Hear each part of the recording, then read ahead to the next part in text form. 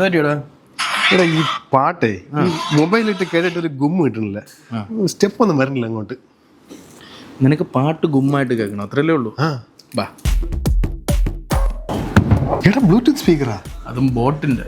അപ്പൊ നല്ല വിലയായി കാണുമല്ലോ. 8300 രൂപ. ഞാൻ ഓൺലൈൻ നോക്കിയ 12,000 സംതിൻ്റെ ആയിരുന്നു.